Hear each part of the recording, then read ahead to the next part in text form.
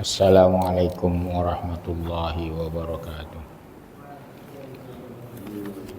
Innal hamdalillah nahmaduhu wa nasta'inuhu wa nastahdihi wa na'udzu billahi min syururi anfusina wa min sayyiati a'malina. Man yahdihillahu fala mudhillalah wa man yudlilhu fala hadiyalah. Wa lan tajida lahu waliyan mursyida.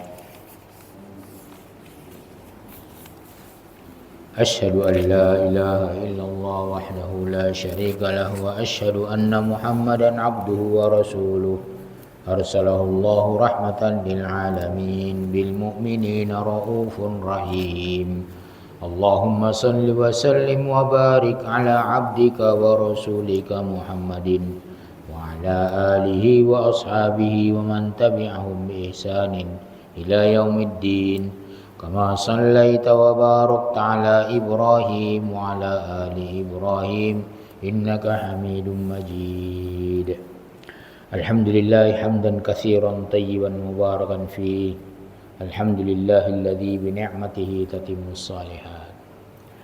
Kita bersyukur pada Allah.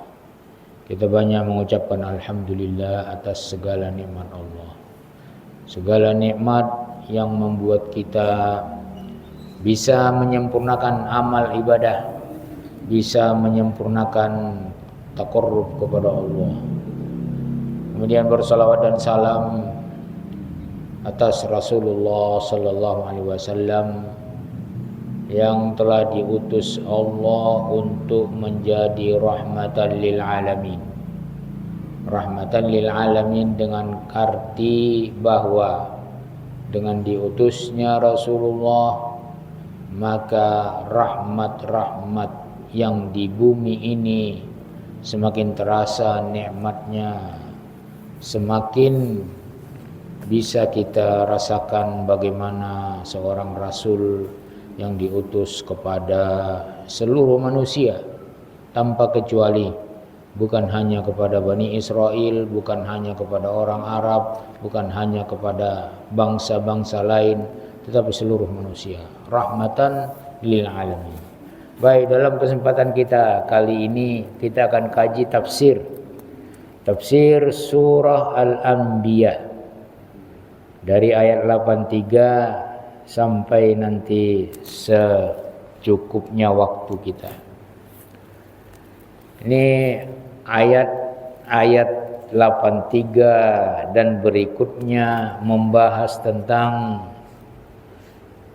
kesabaran dan doa 3 orang nabi yang berturut-turut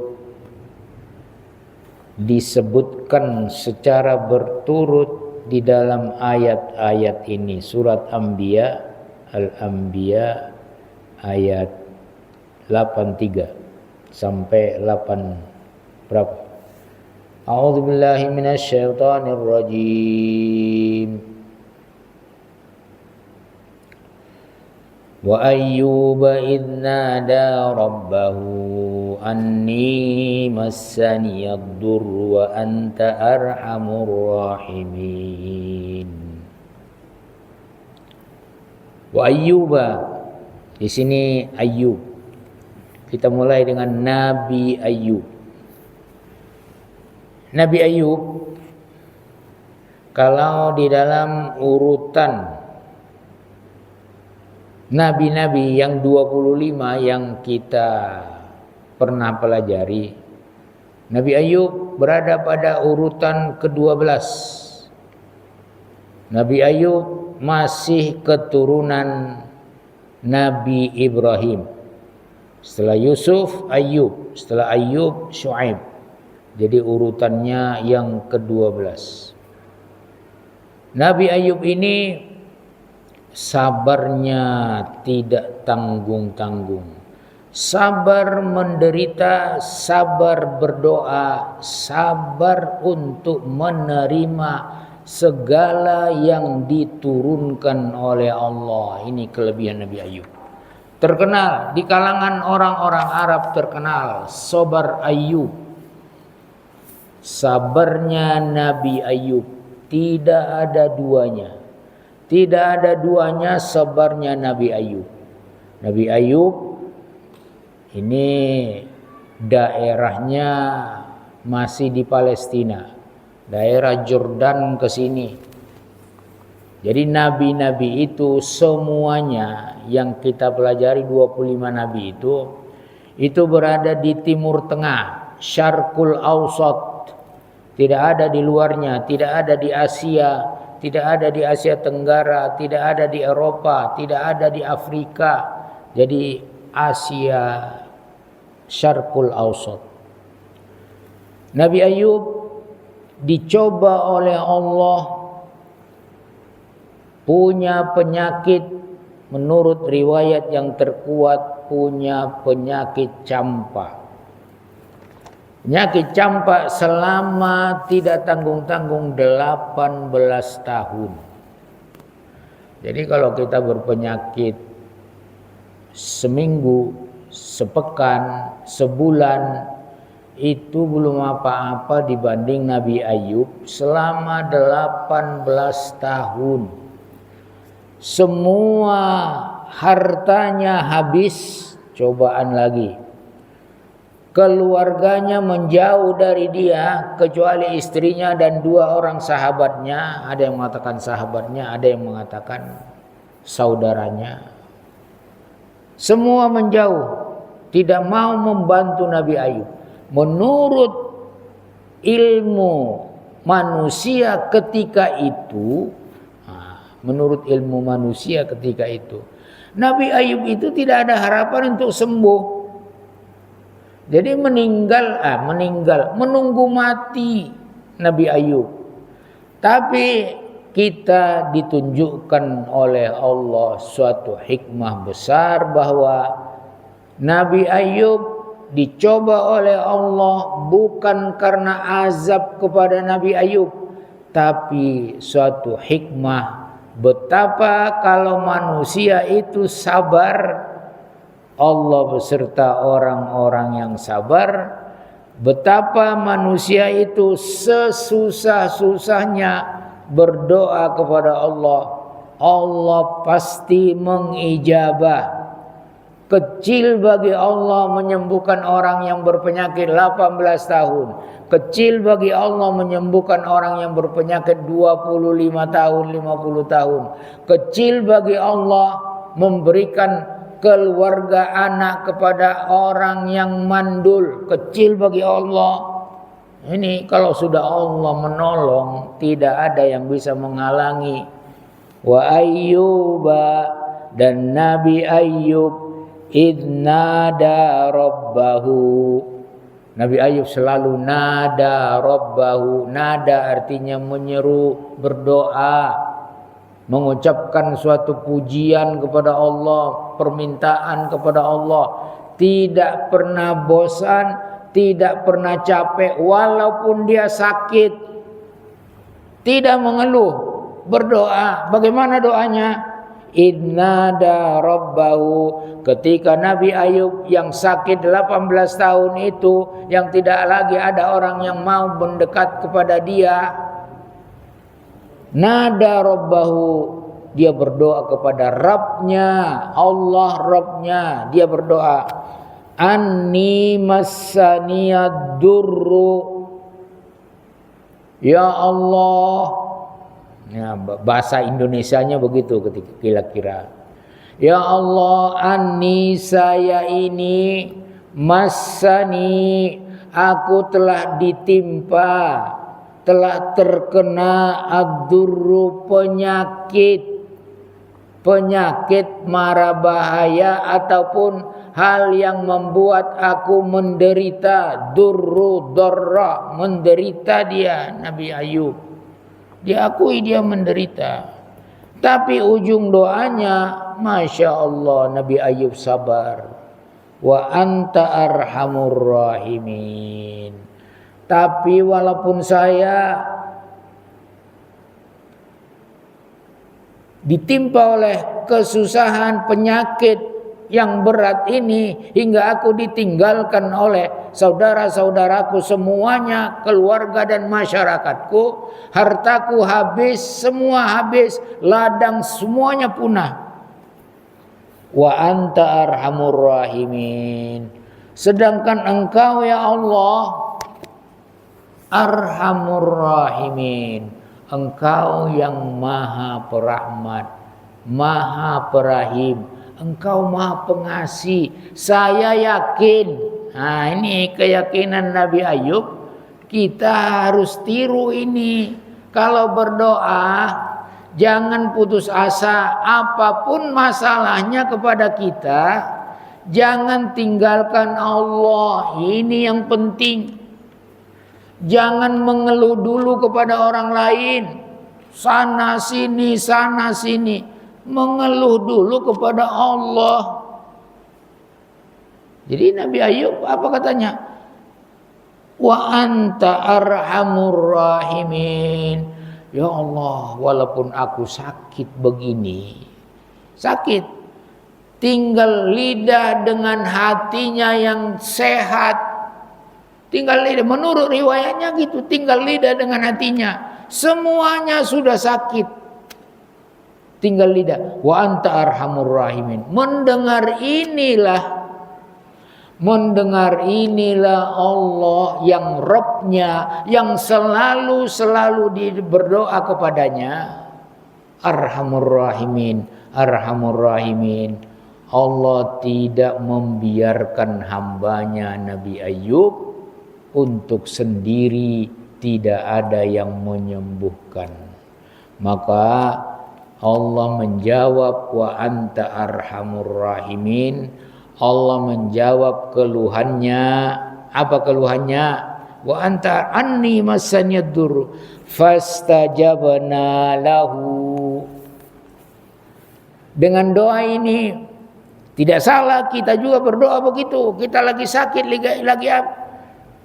Anni massanyad durru wa anta arhamur rahimin. Ulangi. Yakin Allah Maha Rahman, Allah Maha Rahim. Yakinlah akan datang rahmat Allah dari sumber yang kita tidak duga-duga. Ini peristiwa Nabi Ayub. Ini tidak diduga-duga, ini kejadian Nabi Ayub. Fastajabna lahu, kami perkenankan doa dan keluhannya, kami perhatikan, kami akan ambil jalan keluar supaya dia keluar dari kesulitan, kesusahan dan penyakitnya. Fastajabna lahu, kami perkenankan doanya, doa Nabi Ayub.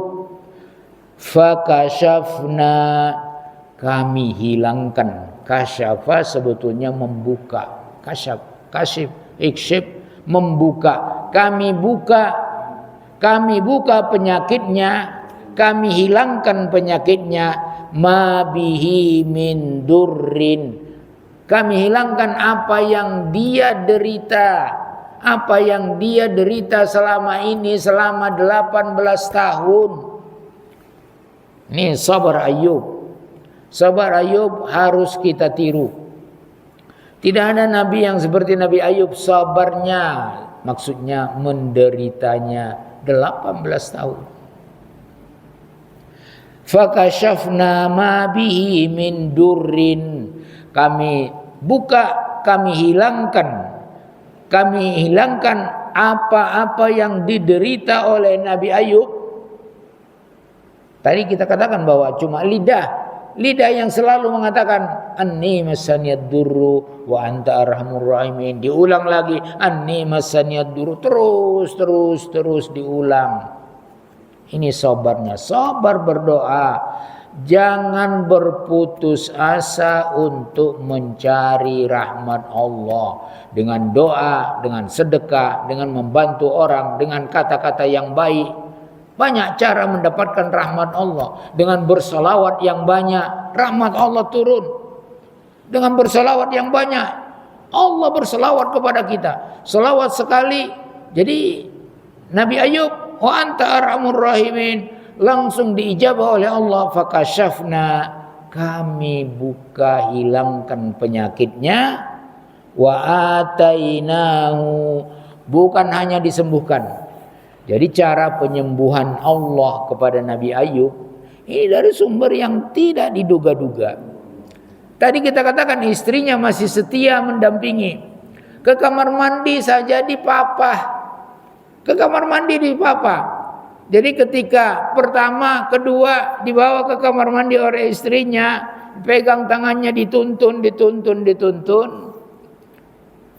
Masuk kamar mandi, keluar masih biasa, kedua masih biasa, kali ketiga atau kali keberapa kita tidak tahu dalam riwayatnya, tidak keluar Nabi Ayub, tidak keluar.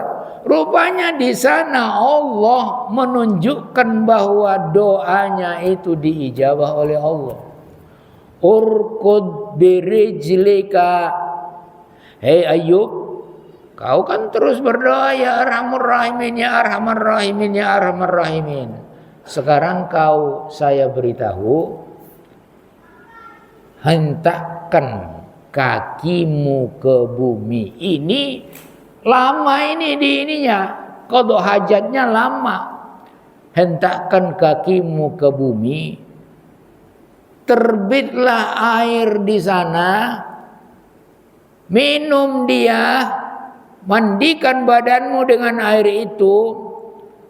Keluar bukan Nabi Ayub yang berpenyakit 18 tahun lagi, tapi sudah bentuknya seperti ketika muda. Ini dia Allah namanya, ini Maha Kuasa. Sedetik atau berapa menit prosesnya, sembuh. Selama 18 tahun menderita, berapa menit sembuh. Kuasa Allah. Jadi kita kalau menemukan masalah, jangan tinggalkan Allah, jangan biarkan kita sendiri yang mengatasi masalah kita. Capek kita, nggak bisa, putus asa kita. Tapi bagaimana? Innama ashku bathi ilallah, kata Nabi Yakub ketika hilang Nabi Yusuf, hilang Benyamin saudaranya, hilang pula yang paling tua saudara sebapak daripada Nabi Yusuf. Apa kata Nabi Yakub? Innama ashku bathi ilallah. Apa artinya ini? Aku mengadukan seluruh dukaku, seluruh kesedihanku hanya kepada Allah. Anak-anaknya protes. Kau katanya kepada ayahnya, selalu ingat Nabi Yusuf. Selalu ingat Yusuf, Yusuf lagi. Hingga kau buta, sampai buta Nabi Yakub memikirkan sedihnya mengingat hilangnya Nabi Yusuf. Ini innama ashku bathi ilallah. Kita juga begitu, pegang prinsip Nabi Ayub, pegang prinsip Nabi Yakub. Innama ashku bathi ilallah. Aku hanya mengadu kepada Allah. Mengadu dulu kepada Allah. Kita banyak cara.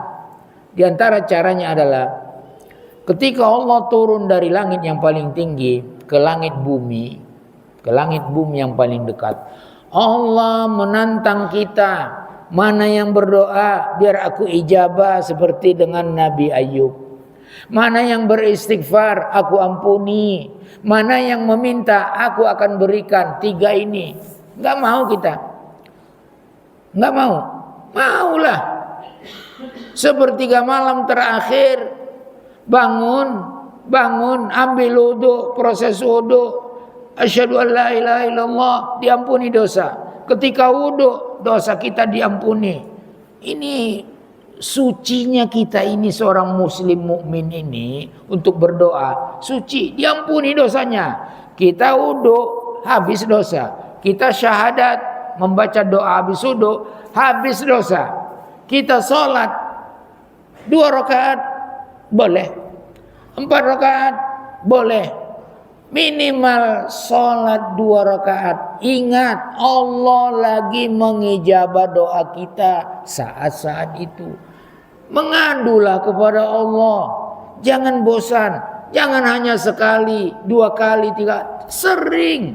Itu Allah sangat senang kepada hambanya yang selalu mengadu kepadanya. Itu tandanya Allah cinta kepada kita. Coba bayangkan.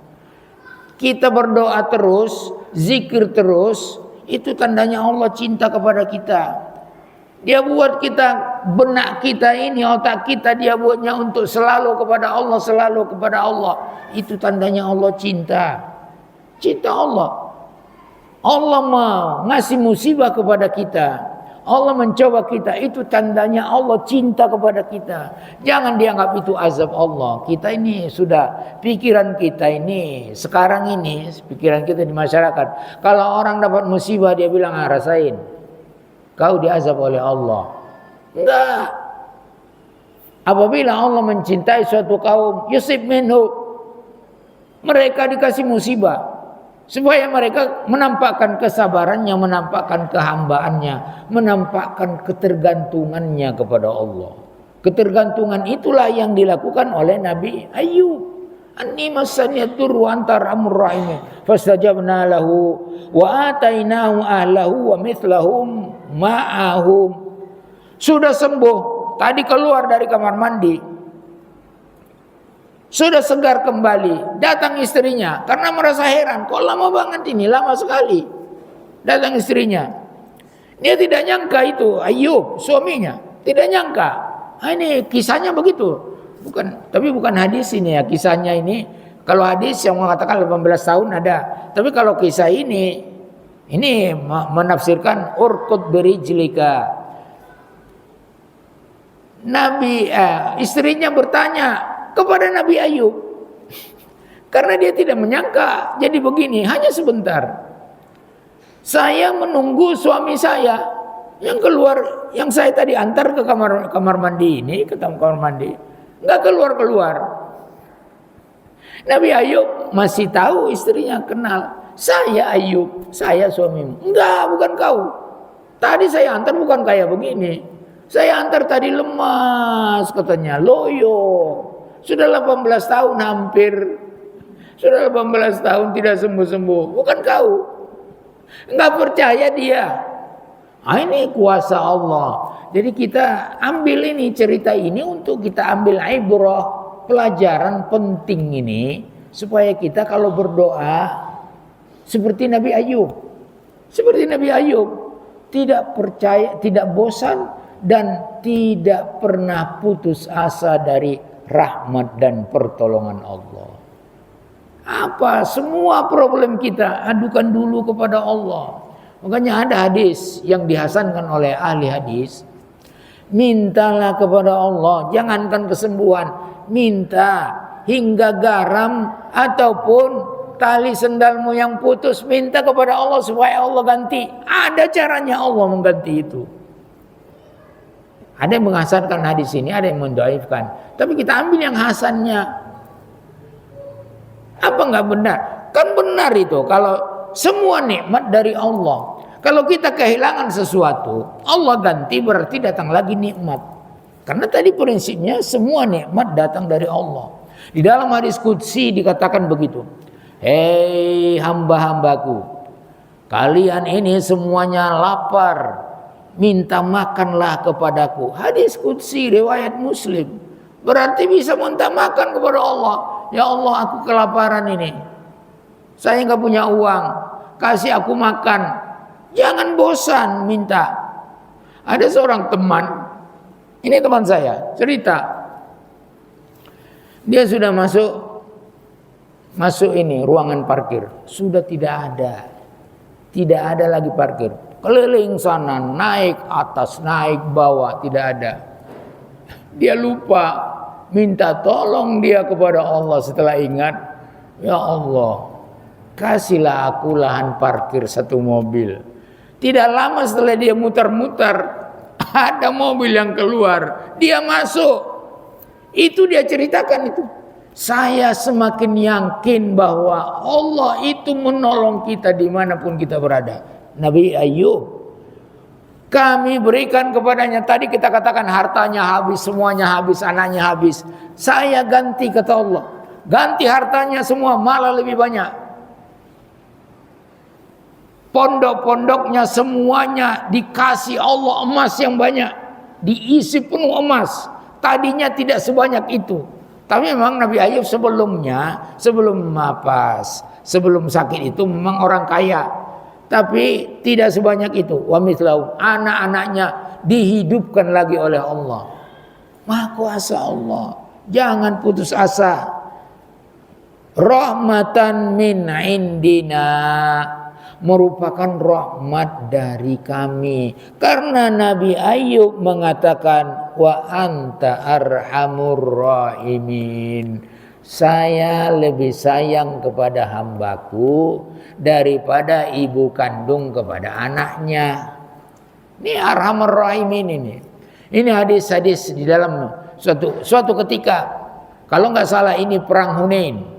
Perang Hunain ini Rasulullah menyaksikan, sahabat menyaksikan seorang ibu mencari anaknya, bayinya yang masih menyusu di antara orang-orang yang menjadi tawanan perang. Dicarinya, begitu dapat langsung disusukannya, anaknya juga langsung menyusu. Apa kata Rasulullah kepada sahabat? Hei sahabat-sahabatku, menurut kalian mungkin gak ibu itu tadi yang mencari anaknya menyusukan itu, mungkin gak ibu itu melemparkan anaknya sekarang ini ke api neraka? Tidaklah ya Rasulullah, itu aja dia cari dikasih susu, masa dilemparkan ke neraka? Apa kata Rasulullah? Allah lebih sayang, sungguh Allah lebih sayang kepada hambanya daripada ibu kandung kepada anaknya. Wa anta arhamur rahimin, kata Nabi Ayub, wa anta arhamur rahimin, saya sakit tapi engkau arhamur rahimin. Rahmatan min indina, karena rahmat dari kami diminta oleh Nabi Ayub, kami ganti semua anaknya, saya hidupkan, saya yang mematikan, saya yang menghidupkan. Itu ringan bagi saya, tidak berat. Saya ganti hartanya semuanya, lebih banyak lagi saya kasih, karena saya maha kaya. Emas itu kecil buat saya, emas itu barang tambang itu kecil buat saya, milik saya semua. Jangankan emas, barang tambang, surga pun ku kasih. Atuh. Rahmatan min indina wa dzikra lil abidin. Ini merupakan peringatan, pelajaran bagi orang-orang yang merasa selalu menyembah Allah. Abidin, abid isim fa'il, yang menyembah. Abidin, orang-orang yang menyembah. Orang yang menyembah Allah tidak pernah putus asa dengan rahmat dan pertolongan ataupun serta fadlullah, karunia Allah. La taqnatu min rahmatillah, janganlah kalian putus asa dari meminta rahmat Allah. Coba pelajari Nabi Ayub. Ini Nabi yang pertama di dalam Al-Anbiya ini 83-84. Kita lanjutkan. Jadi ingat, sabar dalam meminta, sabar dalam berdoa, jangan putus asa meminta rahmat Allah. Rahmat itu mencakup semuanya. Rahmat itu mencakup semuanya.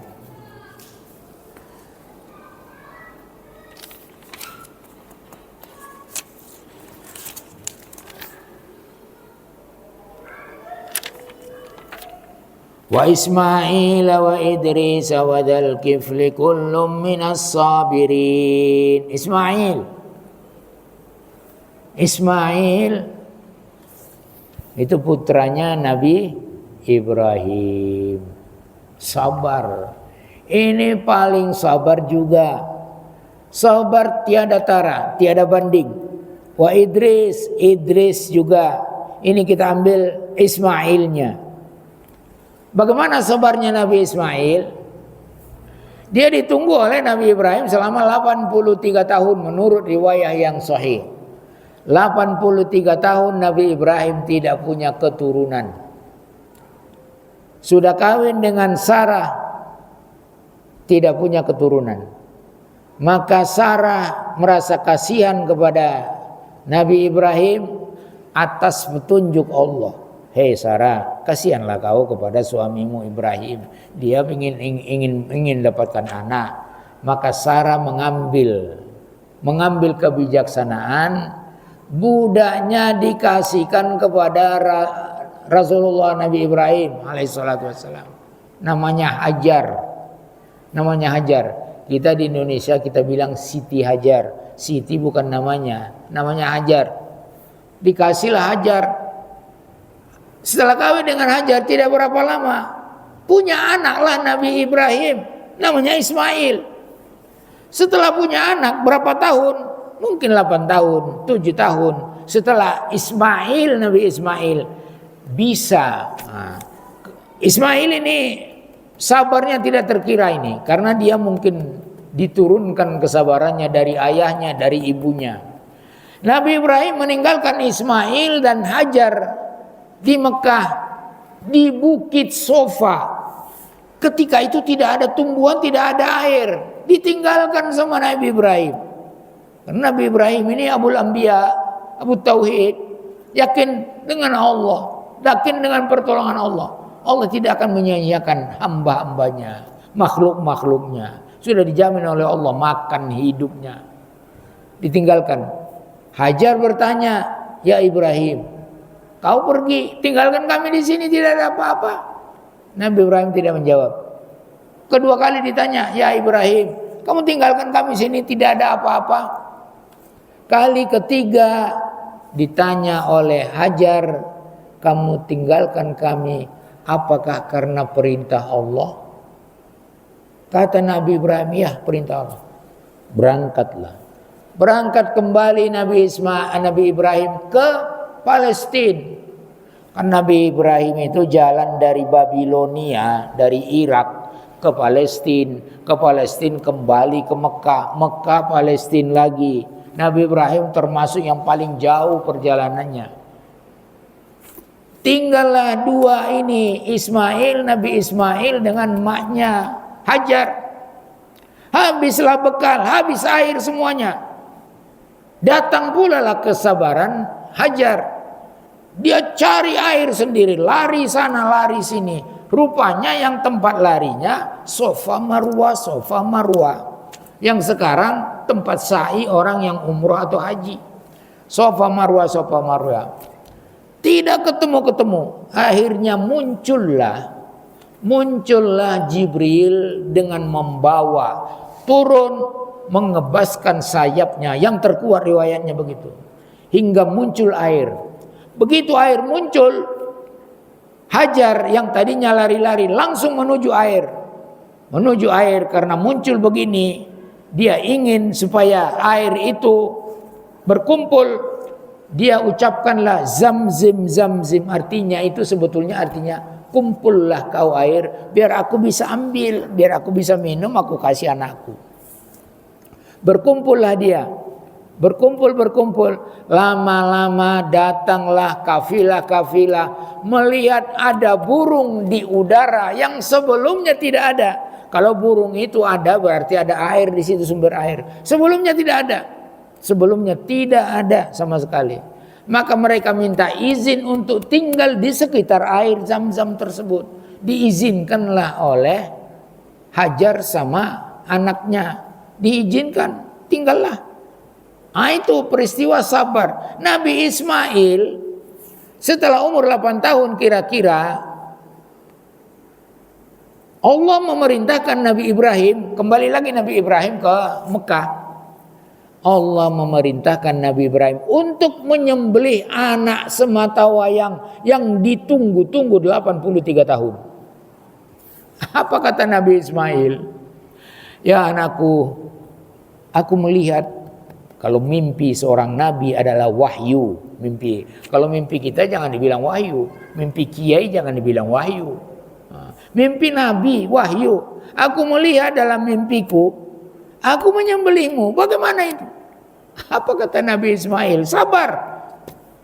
If'al ma tu'mar satajiduni insyaallah minas sabirin. Lakukan ya abati. Ayahku lakukan. Tidak panik dia. Nabi Ibrahim juga tidak panik. Masa 83 tahun ditunggu disuruh sembelih. Mana ada manusia ketika itu menyembelih anak kandungnya. If'al ma tu'mar. Lakukan ya abati apa yang diperintahkan oleh Allah Rabbmu kepadamu. Satajiduni insyaallah. Engkau akan melihat aku, mendapatkan aku ketika engkau mau menyembelih, mau ngapain juga asal perintah Allah. Minas sabirin. Tadi ibunya begitu. Hai Ibrahim, kau tinggalkan kami, enggak ada makan di sini. Matilah kami. Tapi enggak disebutnya matinya. Iya, Allah memerintahkan saya meninggalkan kalian. Allah tidak akan menyia-nyiakan hambanya. Nabi Ismail juga ngikut prinsip ibunya. Lakukan, saya akan sabar. Dilakukanlah penyembelihan. Ternyata Allah mengijabah apa yang ada di dalam tauhidnya Nabi Ibrahim. Digantilah Nabi Ismail yang sudah diinjak begini, mau dipotong di daerah kurban, Jabal Kurban, diganti dengan kambing yang besar. Jadi Nabi Ibrahim tidak tahu itu kambing, karena dia memejamkan matanya, tidak tahan melihat anaknya mau disembelih sama dia oleh parangnya sendiri. Wa adkhalnahum fi rahmatina. Mereka nabi-nabi yang sabar-sabar tadi itu semuanya kami masukkan mereka ke dalam rahmat kami. Kalau sudah masuk rahmat Allah, tidak ada sedih dan duka, tidak ada. Rahmat Allah itu sangat luas. Innahum minas solihin. Karena mereka adalah orang-orang yang soleh. Kita lanjut. Wa dhannun idh dhahaba mughadiban fazanna. Dan Zannun itu adalah, Zannun ini adalah namanya adalah Yunus bin Matta. Zannun. Kenapa dikatakan Zannun? Ini za bahasa Arab, zu artinya yang memiliki. An-nun, nun artinya ikan besar. Jadi pemilik ikan besar, gelarnya ini. Karena dia ditelan ikan besar. Wa dhannun idh dhahaba mughadiban. Bagaimana? Azan dulu? Ya silakan. Kita ini sementara untuk azan.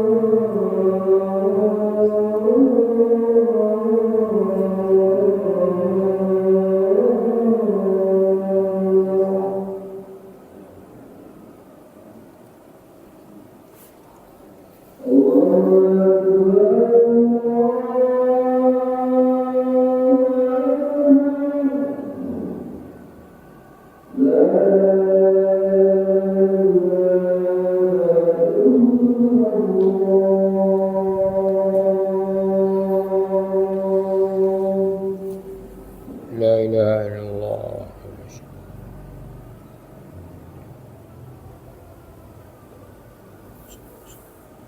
Allahumma rabbana hidayah.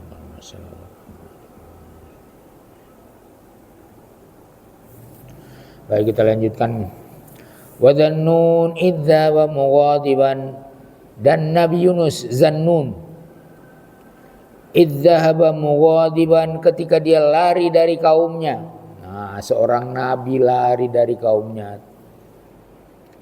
Kaumnya disuruh bertauhid, disuruh jangan melakukan kemungkaran-kemungkaran.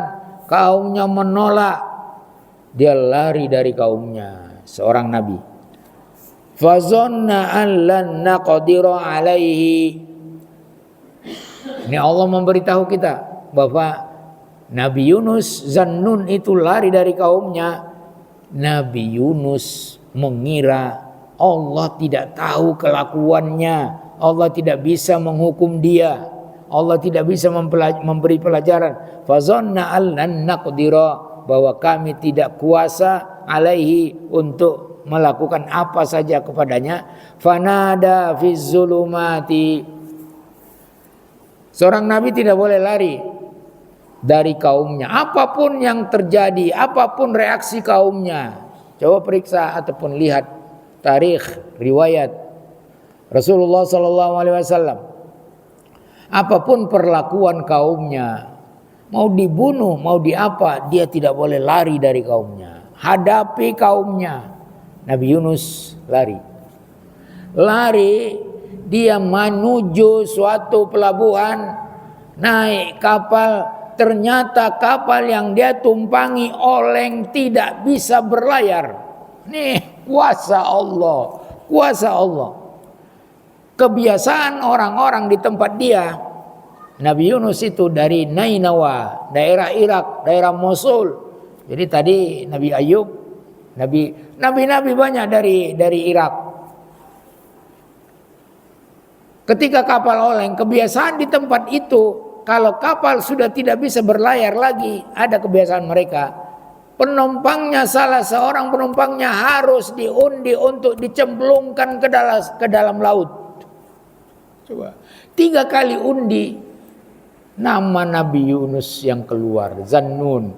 3 kali, hampir ketiga kali sudah kebiasaannya begitu, ambil Nabi Yunus. Mereka tidak tahu itu Nabi, dibuanglah ke laut.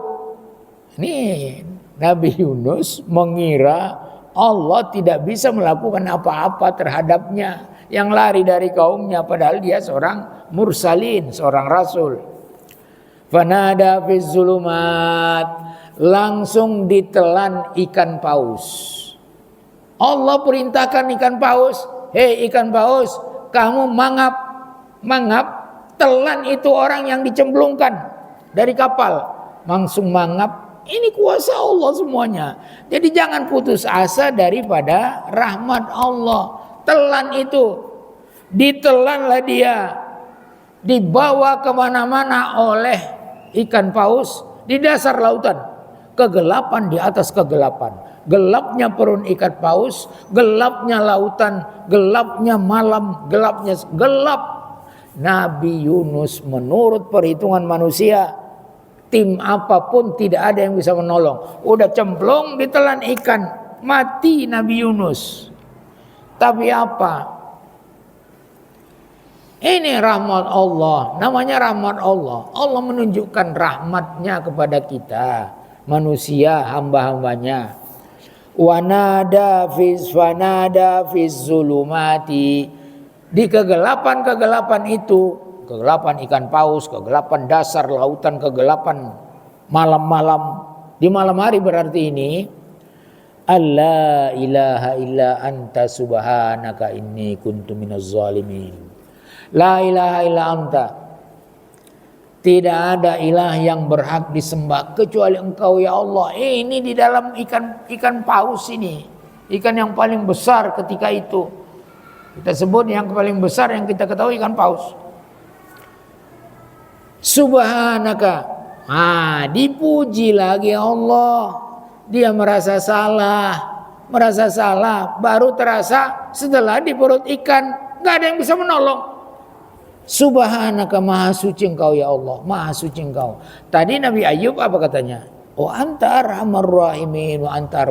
Nabi Ismail apa katanya? Sabar ya ayahku, lakukan perintah Allah. Sabar ya ayahku, lakukan perintah Allah. Saya akan ketemu sabar. Ini juga begitu. Subhanaka, maha suci Engkau ya Allah. Subhanaka, diulang-ulang ini. Kalaulah bukan Nabi Yunus ini minal musabbihin, yang bertasbih terus la ilaha illa anta subhanaka inni kuntu minaz zalimin. Mari kita hafal ini dan kita amalkan. Jangan hanya dihafal, amalkan untuk mendapatkan pertolongan dan rahmat Allah dan jalan keluar dari kehidupan kita. Seperti Nabi Yunus. Subhanaka inni kuntu minaz zalimin. Sayalah yang salah, sayalah yang zalim. Kenapa saya lari dari tanggung jawab saya? Fastajabna lahu. Coba dengan la ilaha illa anta subhanaka inni kuntu minaz zalimin kita amalkan ini. Fastajabna lahu seperti Nabi Ayub tadi. Fastajabna lahu. Kami perkenankan doanya la ilaha illa anta subhanak. Jadi kalau kita kesulitan, sebelum masuk ke titik permohonan, ucapkan ini sering-sering dulu, la ilaha illa anta subhanak. Karena Rasulullah mengatakan tidak ada seorang mukmin yang berdoa seperti doanya Nabi Yunus kecuali Allah memperkenankan doanya. Perbanyak ini, la ilaha. Jangan bosan mengatakan ini. Ingat, ini semuanya ibadah. Ibadah. Kenapa dikatakan ibadah? Jangan bosan. Karena kita diciptakan untuk beribadah. Bukan untuk makan saja, untuk minum saja, untuk berpakaian, untuk bercampur dengan istri. Tidak, beribadah. La ilaha illa anta subhanaka ini ibadah. Ulang. Fastajabna lahu wa najjaynahu minal ghammi. Kami selamatkan dia daripada kecelakaan yang besar itu. Tidak ada perhitungan orang dia akan selamat. Wa kadzalika nunjil mu'minin. Begitulah kami menyelamatkan orang-orang mukmin. Sudah selamat, dimuntahkan sama ikan paus tadi. Kalau dia tidak bertasbih, dia sampai hari kiamat akan di perut ikan. Tapi kalau dia bertasbih, ingat ini. Kalau kita bertasbih la ilaha illa anta subhanak, ada jalan keluar. Nabi Yunus aja keluar dari perut ikan dari dasar lautan. Sudah keluar lemas di darat, sudah keluar di pinggir pantai, ditumbuhkan pula oleh Allah pohon yakutin, sejenis labu untuk dia makan. Bukan tumbuh saja, labunya siap dimakan, disantap oleh Nabi Yunus. Datanglah kembali tenaganya. Kemudian setelah itu dia kembali ke kaumnya. Dikembalikan dia ke daratan di mana dia ditenggelamkan tadi. Kembali ke kaumnya. Dan kaumnya alhamdulillah beriman kepada Nabi Yunus. Ini jalan keluar luar biasa. Tadi dia lari karena kaumnya enggak nih. Dengan la ilaha illa anta, di sini hikmahnya. Rupanya Allah ingin mengajarkan kita, mengajarkan Nabi Yunus La ilaha illa anta subhanak. Kalau tidak terjadi begini, tidak ditelan ikan, tidak di dasar lautan, belum muncul ini la ilaha illa anta subhanak. Jadi jangan dianggap, jangan dikira cobaan kepada siapapun orangnya di dunia ini, jangan dikira itu azab buat dia. Ada hikmah, ambil hikmahnya. Demikian, mudah-mudahan ada manfaatnya buat kita. Wallahu a'lam bishawab. Wabillahi taufiq wal hidayah. Subhanakallahumma bihamdika asyhadu an la ilaha illa anta astaghfiruka wa atubu ilaik. Wassalamualaikum warahmatullahi wabarakatuh.